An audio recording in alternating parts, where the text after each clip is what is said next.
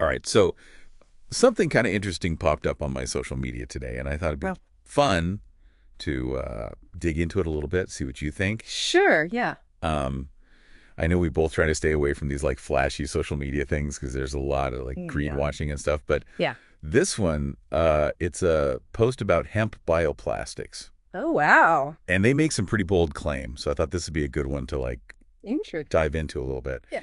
Um, so the main claim that caught my eye, they're saying that this hemp bioplastic Okay. is stronger than regular plastic Right.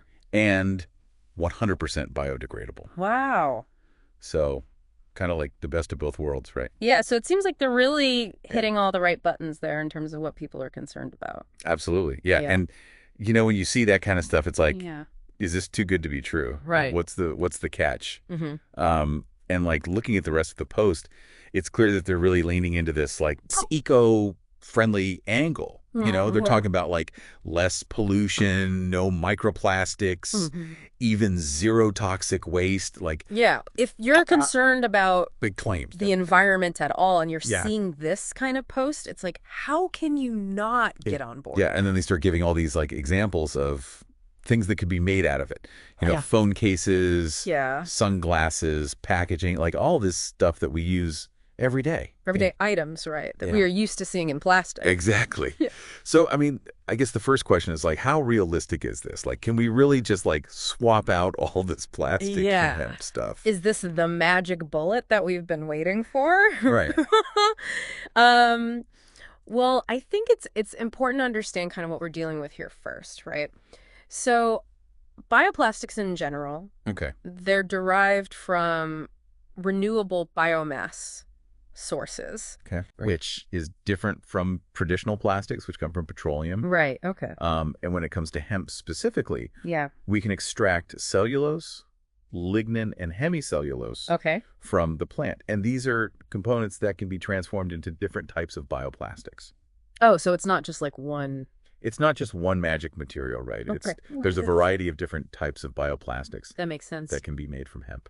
Okay. And so one of the big claims from the post was that hemp bioplastics are stronger Yeah. than traditional plastics. Yeah, they said stronger than regular plastic. Is there any truth to that? Yeah, is there? I mean, hemp fibers themselves are known for their strength and durability. Oh, absolutely. And think about how they've been used historically. Like rope and all that stuff. Exactly, like textiles, construction, you name it. Yeah. But when it comes to bioplastics, it's not quite so simple. So some studies have actually shown that certain hemp-based bioplastics can have Oh. higher tensile strength compared to conventional plastics, Yeah. meaning that they can withstand more pulling force before they break. Okay. This is particularly true for hemp-based composites, Okay. which is where you're combining the hemp fibers with other materials. Got it. But there's other factors to consider too, like flexibility and heat resistance. Mm-hmm. Those things are important too, depending on Depends what you're using it for. exactly what application you're looking at. Okay, so strength is definitely possible. Yeah. But it's not like a guaranteed. It's not a simple hemp beats all kind of situation. Right, it's complicated. It's more nuanced than that. Yeah. Okay, so then what about biodegradability? Okay. They claim it's 100% biodegradable. Right. In all environments. Is that true? Well, this is where things get even more interesting. Okay. While hemp bioplastics are generally biodegradable, Mm-hmm. the rate and conditions for decomposition can vary a lot. Oh, okay. So some might break down really quickly in your home compost, Mm-hmm. while others might need industrial composting facilities to break them down properly. That makes sense. And there's also ongoing research into how different processing methods and additives can affect the biodegradability. So just because it's made from hemp doesn't mean it's automatically going to Exactly. disappear in your backyard? It's not a guarantee. Okay. So while that 100% biodegradable claim is really appealing, Yeah. it definitely needs a closer look. It needs more context. Yeah. Okay, cool. So the post ended with this call to action, encouraging people to drop a leaf emoji if you're in, if you support this idea. Right. So clearly there's a lot of consumer interest in this. Yeah, absolutely. And that's great to see that Yeah, people are, paying attention to these issues for sure. and wanting to make more sustainable choices. Yeah, so if hemp bioplastics have this much potential, Why aren't they everywhere already? Yeah, that's the big question. Like, what's holding this back? Well, there's several challenges that we have to think about. Okay. One is scalability. Sorry? Right now, the production of hemp bioplastics is relatively small Compared to? compared to traditional plastics. Right.